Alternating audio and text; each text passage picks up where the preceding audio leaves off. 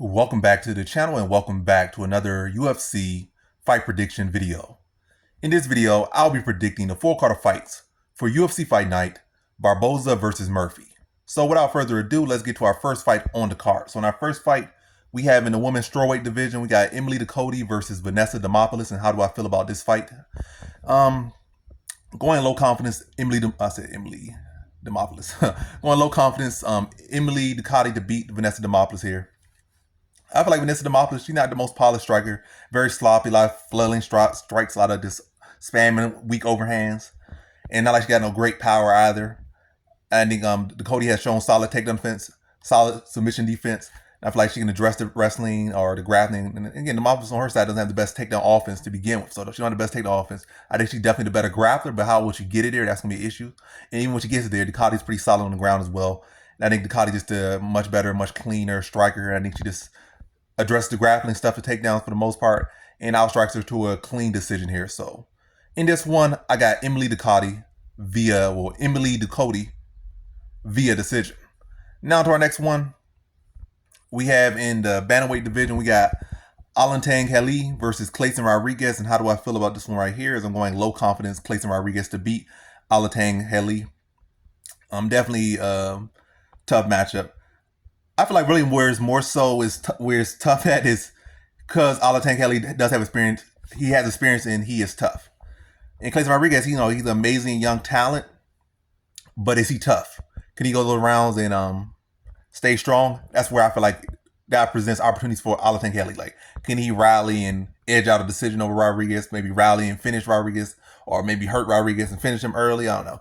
That's where like the tough area, and that's like that's something that he still has to address in his game. But I think this would be a good test for him. I think he's able to ground out a decision. I think this will be a fight where he's going to be able to show his strike, show his speed, show his athleticism, but which he always shows. But this time, be to show his focus, his resilience, his toughness, and ability to go those rounds and stay strong through those rounds. I'm not saying it's going to be a whop, but like a white. What I'm trying to say, I don't feel like he's going to run over him. I feel like he can 30-27 him, but what I'm saying is I feel like he's going to be able to fight a good, strong performance for 3 rounds. I'm not saying he's going to shut him out. He can, but I feel like he's going to show that even in a difficult fight, he's going to be able to stay sharp or stay clean and not fade as he has in the past. And I think he beats Alatengheili by decision. So in this one, I got Clayton Rodrigues via decision. Now to our next one. We have in the women's strawweight division, we got Pinheiro Rodrigues versus RD Carnelossi. And how do I feel about this one right here? Is I'm going average confidence Pinheiro Rodrigues to beat RD Carnelossi. 2 really grapplers here. Like, yeah, I would say fighters that primarily are grapplers, background-wise grapplers here. Both have had their downs. Rodrigues has just come off her first loss. Carnelossi has had 3 losses. I think 2 of them have been in the UFC. Maybe matter of fact, where am I going with these words? I'm speaking alien over here, but yeah, I really just want to get to the point with this one right here. I feel like Carnelossi should have a striking advantage, but how much would that factor? Both of them are grapplers, and I think Carnelossi is the one who has, I guess, the bigger hole, or at least on paper, the bigger hole. Well, not on paper, it happened in the cage. It happened in fights, but historically, she has the bigger hole in her grappling as far as, which is, very important in MMA. Maybe in BJJ doesn't play as much, but is in MMA, takedowns do matter, control time does matter, and stuff like that does matter. And Carnelossi, I feel like, when you look at her stats and you look at her fights, everyone who actually wanted to take her down has taken her down. Almost, it seems, at will. She it don't seem to be an issue when no one wants to take her down, but when people do want to take her down, like Nolan was able to take her down twice, that's not a good look. I think Yanez took her down 8 times. Getting taken down by Yanez is not bad, but getting taken down 8 times and getting schooled and dominated the way she did, not a good look. And I think it was another fight she got taken down like 3 times. So, and I think her TDD ratio is like 22% or like 8%. So it's not good. And Rodrigues is going to be looking to take her down, looking to grind her out. And Rodrigues also on her side, not just like to just lean purely off Carnelossi's lack of takedown defense, but lean a bit on Rodrigues' takedown offense. She's able to get like 5 takedowns on Sam Hughes. Sam Hughes not no super stud or anything, but it's not an easy thing to say you took down Sam Hughes like 5 times. Competitive fight, people feel she won or lost that fight, but that's still a feather in your cap to say you took down a solid wrestler 5 times. And you're going with a fighter who doesn't have the best takedown defense And I think Rodrigues can get those takedowns, and I think that will be the edge in the fight. Get the takedowns, get the control time, keep the striking even, or keep the striking close, whether you're up even or a little bit below, and then get the takedown, get the control time, and maybe will land more total strikes, the little peppery, weak shots from top, just to pile on points while you get that control time. But yeah, definitely I see her taking advantage of the lack of takedown defense from Carnelossi, and that really been the key factor here in her winning the fight. So in this one, I got Pinheiro Rodrigues via decision. Now to our next fight, we have in the middleweight division, we got Abus Magomedov versus Warley Alves. And how do I feel about this one right here? Is I'm going average confidence Abus Magomedov to beat Warley Alves. So I can't go high on him. I feel like this could be a high confident pick here.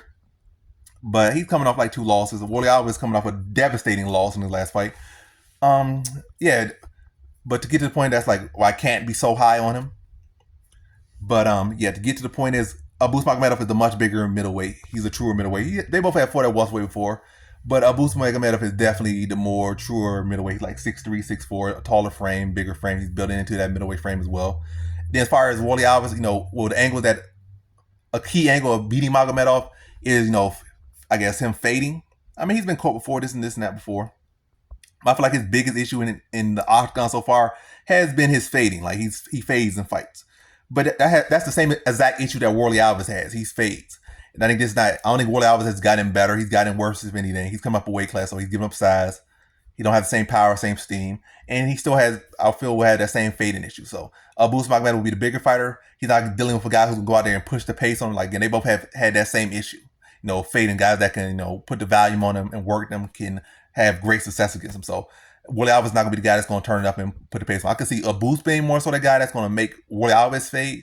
But again, I'm not really factoring that so much in for either guy to do that to the other guy. But what I will say, I feel like Abus Magomedov is going to be the use his length. Also going to be a take advantage of the fact that Warley Alves did get brutally stopped in his last fight and look to put the pressure on him pretty early. Calculated pressure, not just go out there trying to just run him over, but like stab at that distance, put some heat on him, but stab him into the gut with his teeth or something, work behind the jab, pin him to the cage and start to tee off on him, slowly chop him down, break him down, and chop off his wheels and make him a stationary target to unload on him at a respectable range with his back pinned against the cage. And I think he puts him away late first round. So in this one, I got Abus Magomedov via first round TKO. Now to our next one, we have in the women's bantamweight division, we got Tamires Vidal versus Melissa Gatto. And how do I feel about this one right here? Is I'm going low confidence Melissa Gatto to beat Tamires Vidal. I really think my biggest issue with Gatto here is why the confidence can't be average or a little bit higher, is because she is coming up to a new weight. She's fighting that short weight, fighting at this weight, fighting that weight. Now she's coming to 35. Whereas Vidal, she's been more recently, she's been fighting at this weight class, whereas you're coming up this weight class. She's been fighting, you're coming up to that one. But other than that, that's really my biggest concern. I guess the other concerns coming with being a bigger woman is maybe you could be stronger in the clinches, stronger in the grappling situations, maybe have heavier hands, your power will be more effective because you're going with a fighter who used to fight in, I guess, lighter women. That's a big concern. But outside, I just think Melissa Gatto is the better overall fighter. And I think despite the size, I think Melissa Gatto will look like the bigger fighter. I think she already was a pretty tall, sizable flyweight. And she's kind of sunken out. And she's going to come in here and look even bigger because now she's not drained. She look like Skeletor at flyweight. So she'll probably be healthier, probably have more steam on her punch, probably have better cardio, probably better this, better that. I don't feel like she's going to really give up so much strength or anything. And I don't feel like Vidal's takedown offense is all that good. I don't feel like she's that strong either. I don't feel like her power is all that. So I feel like Melissa Gatto can use her length, use her reach, use her speed, use her technique. And also Vidal looked very weak to the body in her last fight. When she got hit any bit to the body, you saw her curl up, act like she got hit to the cup. She got a very soft body, and then you could see it. She got a soft, feminine, flabby body. And I think Melissa Gatto can blast teeps to her body. And without really much concern about Vidal taking her down, I feel like Gatto could beat her on the ground, whether she's on bottom or top. I feel like Gatto was the much better grappler between the two. I think overall she's the better striker. And I think she's going to use that length, look to attack her to the body, force Vidal to shoot ugly shots. Just really start to break her down. And then I think she submits her in the second round. But yeah, definitely heavy investment to the body, heavy pressure, wear her down, force her to make mistakes, and then tap her out second round. So in this one, I got Melissa Gatto via second round submission. Now to our next fight, we have in the light heavyweight division, we got Omar Sy versus Tokkos. And how do I feel about this one right here? is I'm going average confidence Omar C to beat Tokkos. And yeah, really the average confidence is like, while it's not high, like I need this guy's 9-0, but I'm not super impressed with him. I need to see more from him. Could be a higher lock, to be honest. But right now, just a little bit of average. So I go with average here. Yeah, Tokkos don't really impress me. He got a good frame. He's okay enough well-rounded fighter, but I just feel like he's just lacking talent. Chin's not the best. And yeah, that's really what it is. I feel like Omar C might not be as polished on the feet as him, but I feel like Omar C will be more athletic, more supposed to have the heavier hands, will be the final shots, and be able to hurt him on the feet, then look to drag him to the ground and pound him out. And again, the first round, that's what I see. So him to like probably a little bit awkward on the feet, but still being more the heavier-handed, more athletic fighter, and that being enough to cover that gap right now while he still develops as a fighter. Hurt Tokkos on the feet, drag him to the mat, flatten him out, ground and pound him, and get that first round TKO. So in this one, I got Omar C via first round TKO.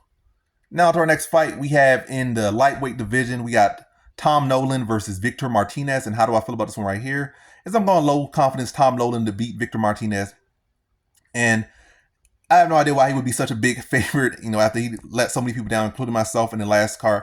I don't know if I went, I think I went high or lock. And I didn't go lock because my lock still, as far as UFC goes, 100% for the year. So I went high confidence on him for no reason. Undeserved high confidence on him in the last fight. And I put too much money on him in his last fight. So I understand why people going back to like putting this guy like minus 300, minus 400 for this thing. As far as I'm concerned, I'm not betting against him and I'm not betting for him. I need to see more from him. And yes, Victor Martinez got TKO'd by a twerking grappler in his last fight, which is not a good look. Got flat out starched and stopped by a twerking grappler who has no notable hands, which is not a good look. But Victor Martinez is, he can't be a bit slept on here. Like the guy, when he's on, we saw his contender series fight. He drew and landed over 100 significant strikes, and I think he did that multiple times. With the guy, can be a problem. You can't put him away, so it's a concern here. It's not like Tom Nolan is just such a beast. So again, I gotta see more from him. I think Victor Martinez is live here. Is alive. Something I would entertain, probably not, but it's more so the whole match I'm just gonna pass on. That's more so what I see from this one. But yeah, you just got TKO by a grappler. That's not a good look. Tom Nolan got caught. And I think he's going to come in, fight behind the reach. I think he is the more technical striker. I think he does have the athletic. I think he does have the athletic height and technical advantage. I pretty much like all the advantages here. Should be able to keep the standing. Should be able to use his length and reach and speed and all his abilities to take advantage of Victor Martinez, find the chin. And I think he gets him out of the second round. I think, after his last fight, he's going to be a little bit more cautionary, and set the finish up and not chase it. And I think, like I said, with that, he's going to let the fight settle in a little bit. Then when he gets everything set up, he's going to finish him off in the second round. So in this one, I got Tom Nolan via second round. So in this one, I got Tom Nolan via second round TKO. Now to our next fight, we have in the women's, in our first fight on the main card, we have in the women's strawweight division, we got Angela Hill versus Luana Pinheiro. And how do I feel about this one right here? Is I'm going low confidence Angela Hill to beat Luana Pinheiro. So I feel like this is one of those matches where Angela Hill does pretty well. And when she's fighting the Lupita Godinez, the Ducotes, and the Carnelossis and such, she seems to thrive in those matches. But when you start to really get into the rank, like people that are either already factors in the top of the division, or hitting on their way to be factors in the top of the division. Those are people where Angela Hill typically loses. But as of late, she's been doing very good against these, people who still need to get their puzzle pieces in order. And I feel like Luana Pinheiro is definitely in that category. She has a big issue with in Carter, which I feel like Hill can exploit. She can come out hot and fiery for like a round and a half, but she kind of fades. And Hill, she went for 5 rounds with Dern in bad positions, good positions, and whatnot. And even had some grappling success of her own against Dern. So Dern's, I feel, a much better submission grappler than Pinheiro. And she was able to hold her own in that fight.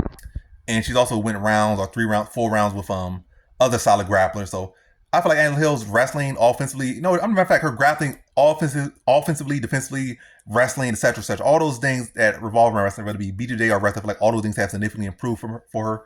And I feel at the very worst, I feel like she can survive, I guess, that 1.5 with Pinheiro, eke past that, get that half of the second round and come on strong in the other half of that second round. They come on strong enough to edge this fight in like a split decision thing. But I feel And honestly, I feel like she could win all the rounds, but I'm probably gonna see like more so close first round. Probably some judges giving to Pinheiro, but I feel like the second, third round, I feel like all judges gonna give those to Angela Hill. I feel like Pinheiro's gonna fade, and Angela Hill's gonna be the address to grappling, extend her out the first round. Put a pace on her. Hill is a fighter, that can push a pace.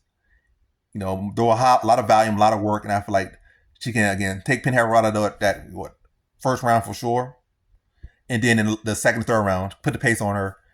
And I think she is the more technical striker. She is the more experienced fighter. And use all those things to her advantage to beat Pinheiro. Again, take her out the first, outwork her in the second. Well, really outwork her throughout the fight, but specifically extend her out the first, and then push the pace on her through the second and third, put the volume on her, and beat her by decision. So in this one, I got Angela Hill via decision.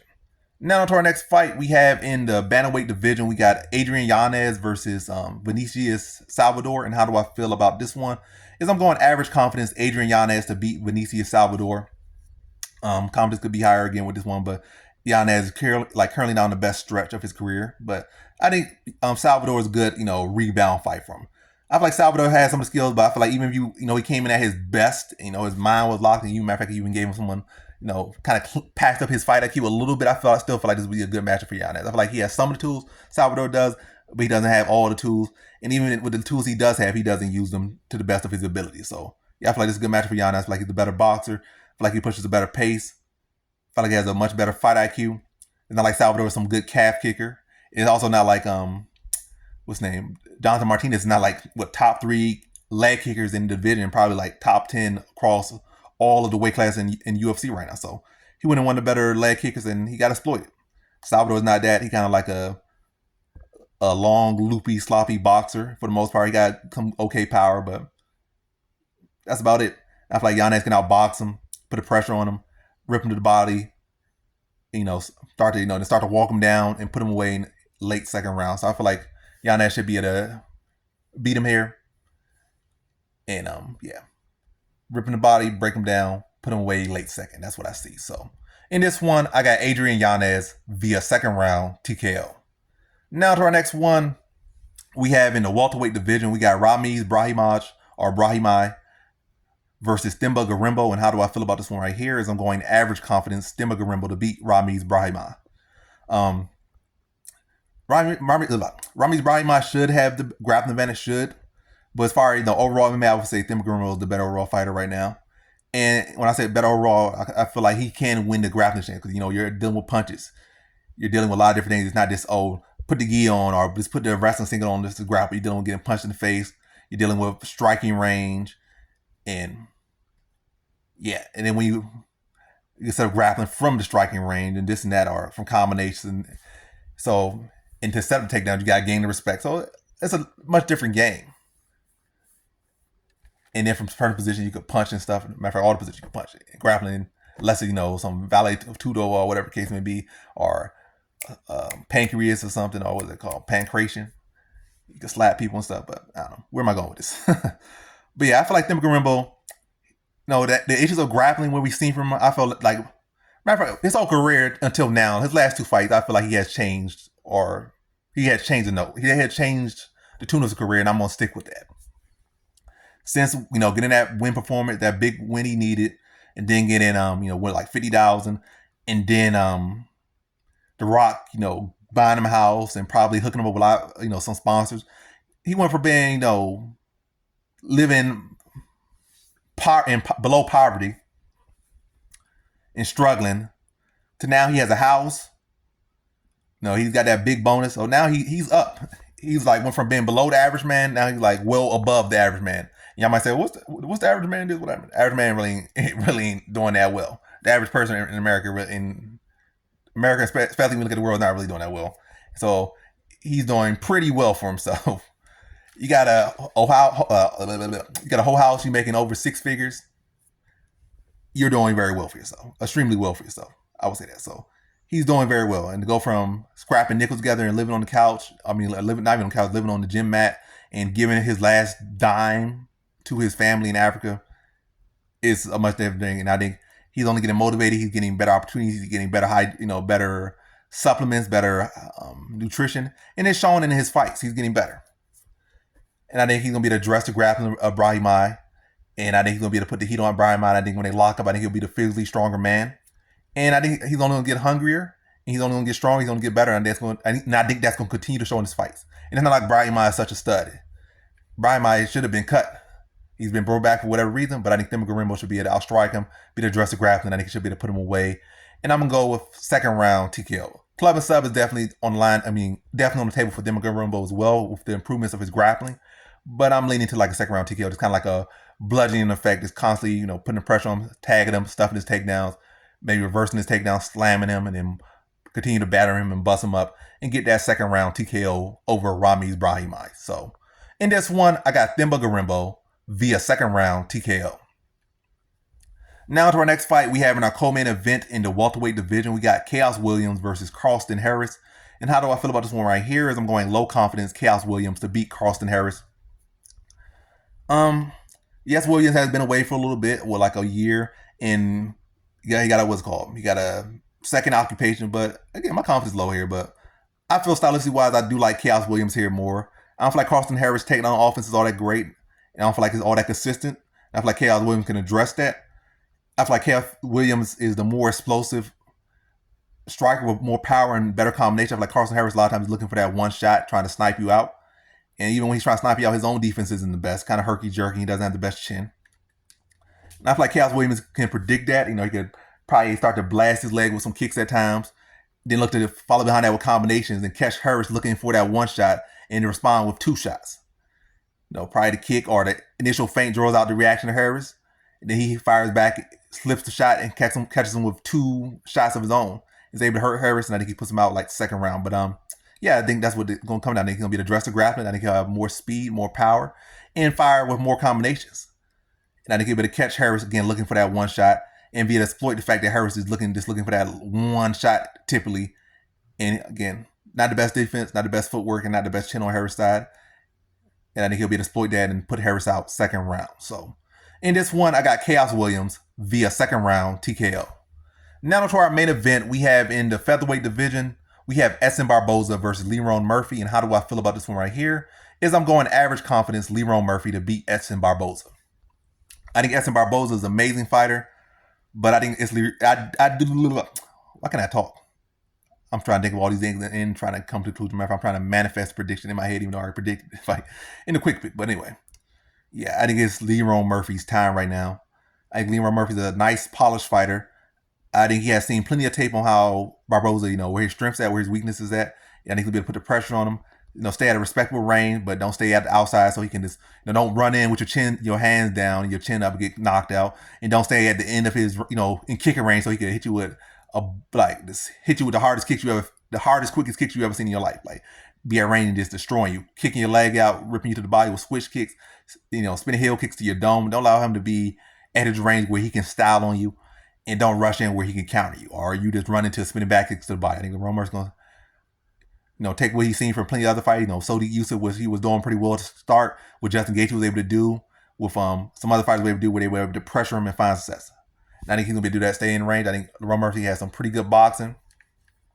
He has good power, pretty good fight IQ. And yeah, I think he could win this fight by decision or in the distance, but I'm going first round TKO for Lerone Murphy. I think he, when we watch tape, I think the most vulnerable Barboza is when you get at him early, you put him on the back, you don't allow him to get into his groove, you don't allow him to get, warmed up out there. You get him cold and you put him out flat. I think Lerone Murphy's going to put the pressure on him, but respectable pressure, not this sloppy pressure. Work behind the jab, throw his teeps out there, mix his own inside kicks to throw off Barboza's kicks and get his back to the cage and set up his finishing shots. Draw the reaction Barboza maybe to set up better. And yeah, get Barboza back, pin against that cage, set him up, clean combinations, draw out the openings, then put him out first round. So in this one, I got Lerone Murphy via first round TKO. And that concludes my predictions for the full card of fights for UFC Fight Night, Barboza versus Murphy. And as always, thanks for watching.